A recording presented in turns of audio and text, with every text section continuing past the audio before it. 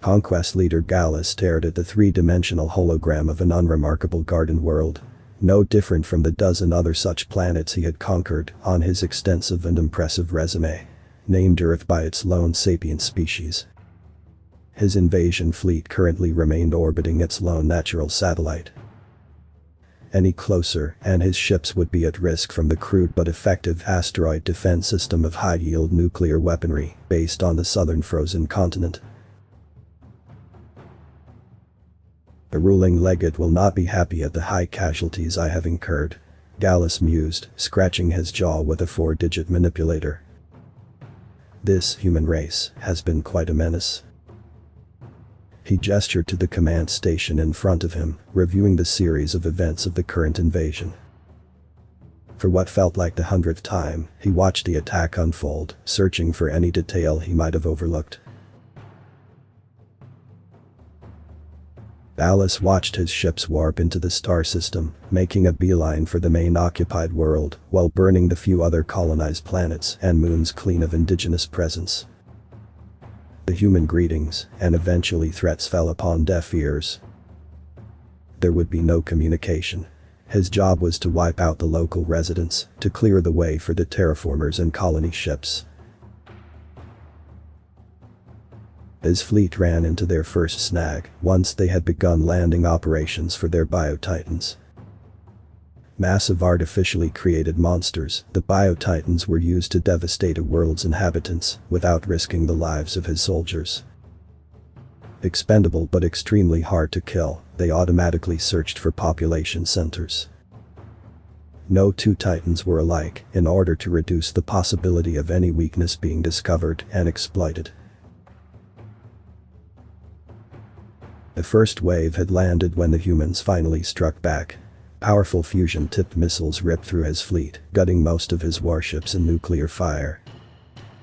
Reacting quickly, Gallus ordered a simultaneous screening strike of the world with every one of their radiation bombs, while dumping the rest of his Titan's planet side. Unable to fully map out where the main human presence was, his reactionary attack had unfortunately missed most of the major cities. At least the humans will have to deal with the radiation. Gallus allowed himself a small gratification. Their pristine world wasn't so pristine anymore.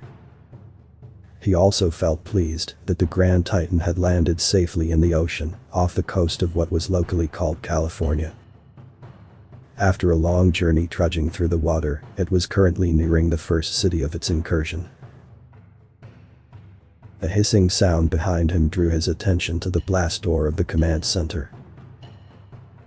Conquest leader Gallus returned the salute of his second-in-command and took the datapad he offered. The humans were apparently evacuating civilians from every inhabited area around the planet's largest ocean. Strange, considering only 3 titans were located in that hemisphere. Greetings, Conquest leader. We captured a high-ranking scientist during our last special operations raid. His subordinate paused before continuing. It was an action very uncharacteristic of his up-and-coming secondary. He has revealed some troubling information. What is it? Gallus asked, his voice calm and neutral. Truth be told, he felt a twinge of concern in the back of his mind. It took a lot to worry this particular subordinate. Perhaps you should hear it from him. I have the translator system up and running. Gallus ignored the breach of protocol, chose instead to nod his head, and followed his second-in-command to his flagship's brig. Their lone prisoner sat inside an unremarkable cell, his arms clasped in restraints above a central table. Gallus strode in, emanating a commanding aura, but it had no effect on the captive. The first thing he noticed was the exhaustion plastered on the human's face. This scientist had the appearance of someone who had recently gone through hell. It was something that Gallus had only witnessed before on the faces of special operations forces. The darker-skinned human sneered and gestured with his chin at him. So you're the one in charge of this attack? He glared daggers through slanted eyes. His mouth curled up in a sneer surrounded by unshaved scruff. You don't know what doom you've brought upon yourself. Gallus refused to meet the creature's stare. We are advancing on all fronts. Your species has only brought down a small fraction of our titans, and at great cost for each one. The only doom is the one your civilization will face. Of all the reactions Gallus expected to see, laughter was probably the last on his list. In front of him, the human scientist leaned back in his seat, his eyes closed, while he heaved with merriment. The conquest leader frowned at his charge, debating whether or not to order his second-in-command to enter the room and teach this inferior creature some respect. Before he could give such a command, the scientist calmed down enough to respond. You do not understand. The human shook his head side to side. You do not realize what you have awoken. His earlier dislike of the human faded away, to be replaced with curiosity. What do you mean?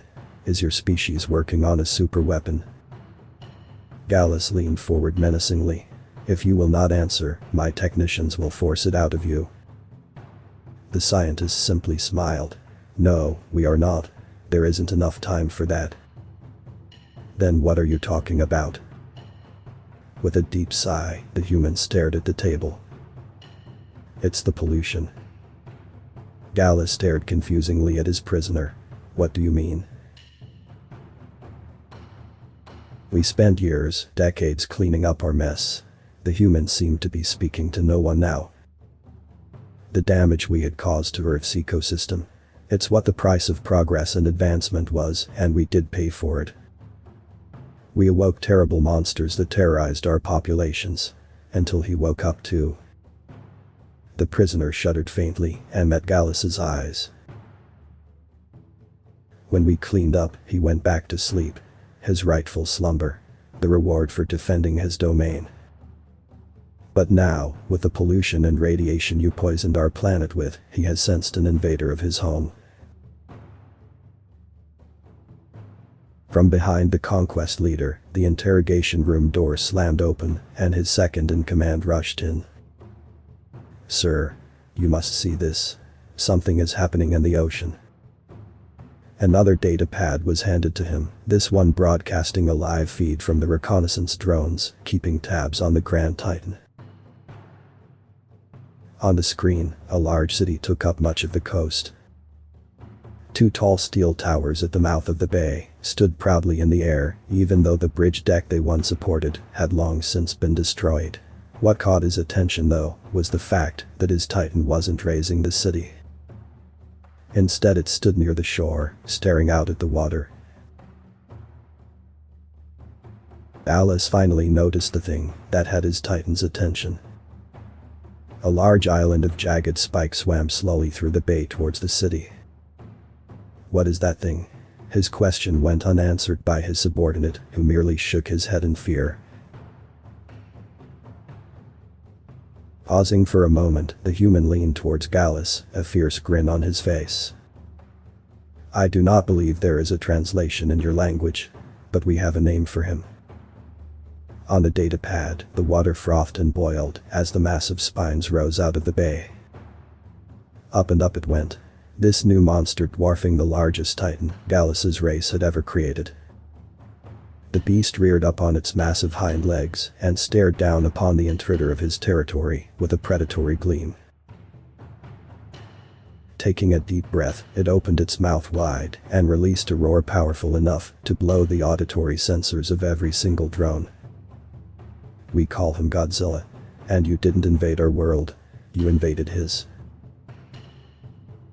Author's name and link to original text is in the description.